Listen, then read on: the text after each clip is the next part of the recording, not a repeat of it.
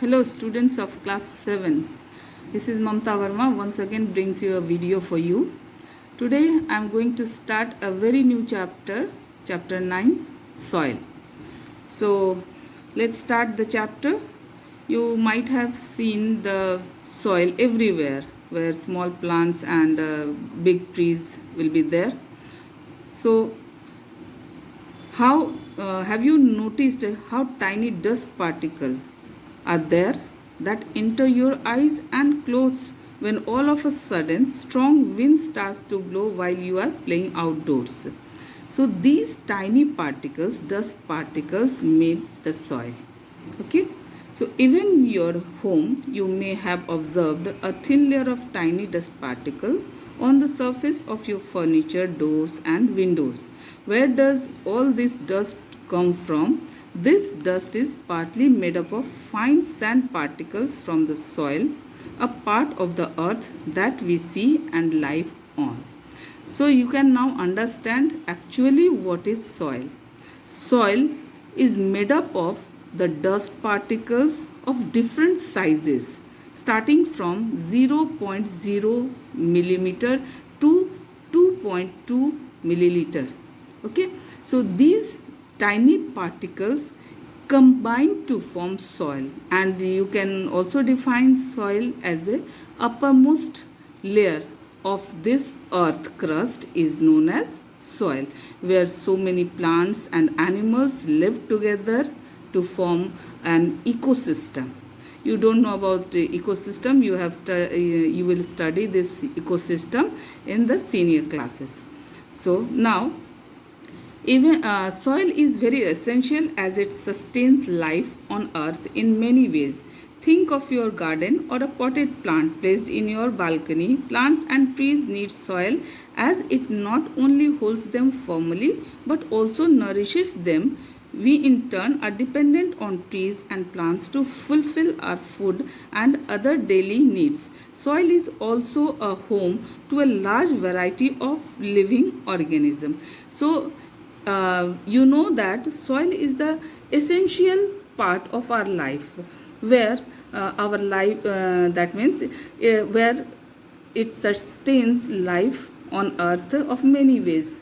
Suppose in the garden or in your balcony you can plant different trees. Without soil we can't plant the trees or small plants because soil attached or fixes them on it. And so in if we want to grow a plant, then we must have soil, and of course we are and small animals also dependent on this such a plants, and these plants can't be grown without soil. Okay, so now we can define it as what is soil. It is the topmost layer of the earth crust. Earth crust, you know, that is earth is made up of 3 layers. The uppermost part of the earth is where we live. We and plants also live, and some creatures, many creatures live, is called earth crust. So soil is this topmost layer of the earth crust where we live. Okay. It is not a simple substance but a complex mixture containing dust particles of various sizes as well as eroded rocks. Eroded rocks means the rocks that is broken down into smaller particles. Decayed body of the dead plants and animal. Decayed means that those plants and animals that have been dead. Minerals, waters, air and many living organisms. However, despite having so many things in it, the basic matter that soil is made up of dust particles. The soil, as well as we all know it now, has formed over a long period of time. Let us explore the process of formation of soil. Formation of soil. Weathering. It is the process, weathering is the process of breaking down of the large particle of soils into smaller dust particle. So soil formation is a slow process. It is not a very fast process. It takes so many years to become a soil. So it is a slow process but complex process. Long ago, when the earth was formed, its surface had only big and small rocks on it. Over a period of time, these rocks broke down into smaller particles which constitute soil.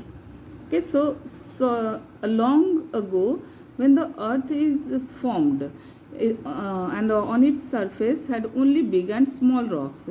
These big and small rocks are broken down into smaller particles of the soil, and in this way soil is formed. So this process of breaking down of breaking down of large particles or big rocks into the smaller particles is known as weathering. So the process of breaking down of rocks into smaller pieces due to natural factors like rain, wind, storms or growth of the plants is called weathering. Now, physical weathering. That means weathering is a slow process and it takes hundreds of years for a new centimeters of soil to be formed. Weathering takes place because of both physical and chemical factors as well as biological factors, and it is classified into three categories. So first one is physical weathering. You know about the physical change. You have studied in class 7 in this half yearly session. So physical change means there is no change in their physical properties. Their properties remain same after the change. So in physical change, weathering, in the rocks simply breaking down into small pieces without any change in their original characteristic and chemical nature. So chemical nature remains same, but only it broken down into the smaller fragments or particles. The factors behind physical weathering are temperature, variation, frost means ice, growth of plants in the slits and cracks of the rocks, and frequent movement of animals over them. Now, chemical weathering. This type of weathering is mainly caused by water. Chemical changes are associated with it. The mineral component of a rock changes to another type of mineral by the action of water on it. So, you know that water reacts with many substances, and in this way it reacts with many substances to become when soil particles are formed, and water reacts with many substances, and the constituents of the newly formed dust particles are completely different from its original one. So it is known as chemical weathering. And one more weathering is there, that is biological weathering. Biological weathering means smaller dust particles are some dead and decaying plant and animals are decayed by the smaller bacteria or some other decomposers to become the useful and the most fertile layer of this soil, that is known as humus. So in this way that means biologically it is very important. And what is pedology? Pedology is that branch of science which deals with the study of soil. It is known as pedology. Just like now it is starting different types of logies. Logies means the study of different things in science. So just like cytology, study of cell is known as cytology, study of tissues are known as histology. In this way, study of soil is called or known as pedology. Process of weathering. How weathering takes place? So weathering is a gradual process and is completed in 3 stages. First one, the large pieces of rocks near the surface of the earth are broken down into smaller pieces and either by physical or chemical weathering. Stage 2, these small pieces further degenerate into fine particles of rocks and they form the topmost layer on the earth. Over a period of time, dead and decaying remains of plants and animals collect in it, and the the same are converted to humus. I told you about the humus. This dead and decaying remains of plants and animals are decomposed by bacteria and many small animals, which convert it into humus. That is the most fertile layer which deposited over the soil, and thus this top layer becomes fertile and suitable for plant growth. You can see here in the diagram stages in the weathering. First, disintegration of rocks. Disintegration means rocks can be broken down. Large rocks are broken down. So disintegration of rocks, that is bedrock. Second one is the bedrock in the below, and the upper are again disintegrated or broken down by the organic matter. Okay, and by weathering. And organic matter starts depositing. Organic matter means decayed plants and animals are known as organic matters, and these all are inorganic matters. And in this stage you can see bedrock, C horizon, and this one is B horizon and A horizon. You can see here step by step how the different layers of soils are formed. And lastly, this is bedrock, C horizon, B horizon, A horizon, where all these plants are grown. Okay. And stage 3, with the passage of time, the water that is absorbed by the top layer carries along the minerals and the salt deeper into the ground. And now let us look at how various factors result in the soil formation. You have read now that many various factors such as rain, frost, these are important factors for weathering. So how it affects? First one is rain.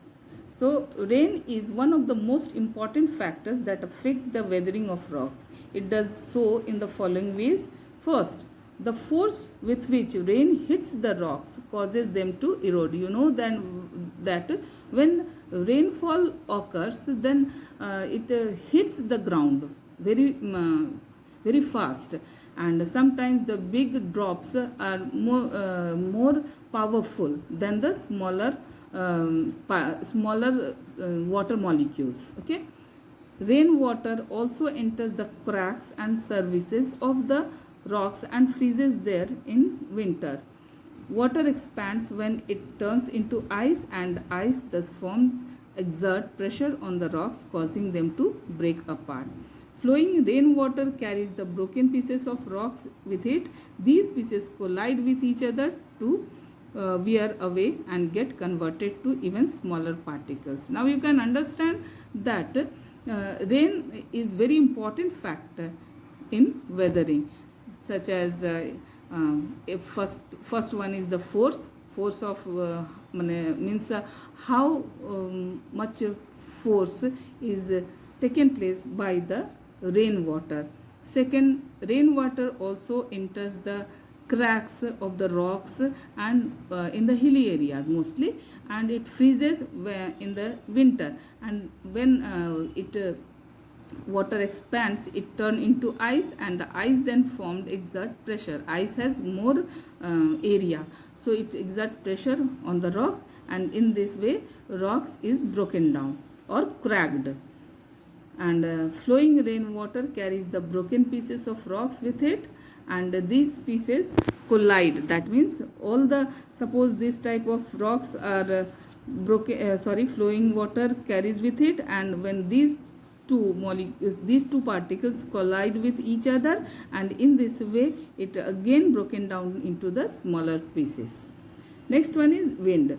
Pieces of rocks are also carried away by the wind and collide because of wind current. In this way they are further broken down to the fine particles. Plants. Seeds of the plants get carried by winds and are deposited on rocks. Many plants and trees thus grow on the surface of rocks and spread their roots on and within the rocks. This exerts a large pressure on the rocks, leading them to crack and break down. You might have noticed in your house also some plants like people, and burger, that is figs, are all grown just in the wall of our houses. So when it becomes large, its roots are grown and makes cracks on our walls of the houses. So in this way, so it is very helpful in weathering plants, roots of the plants. Just like that, when it insert inside the rocks, these roots, and when it grows, it exerts a large pressure on the rocks, leading them to crack and break down. Temperature. There is a considerable difference between the temperature of the place during the day and during the night. During the day, the sun shines brightly and the rocks heat up and expand. At night, the temperature falls, resulting in the contraction of the rocks. This successive expansion and contraction causes rocks to crumble. You know that air also expand on heating and contract on cooling. Just like rocks also expand on heating during the daytime and contracts during the night time, and this successive expansion and contraction causes rocks to crumble, means into smaller, breaking down into smaller pieces. Climate and other factors. The factors that led to the formation of soil are some all over the earth, but the speed of formation depends on the climate. It is faster in hot and tropical climates, whereas it is slow in cold and dry climates. The soil composition also varies according to the composition of parent rock. Due to the slope in the hilly areas, soil is displaced by the wind and water, and the layer of soil is very thin. The soil that you see around is only the uppermost layer. Soil actually extends to many more layers that go deep down into the earth, and it deposited into a various layers. So soil is a composed of many layers, and this is known as soil profile. We study in the next video. Okay, so till this we have completed now, till page number 106. Watch this video till the end. You must understand in better way your chapter. Okay, thank you.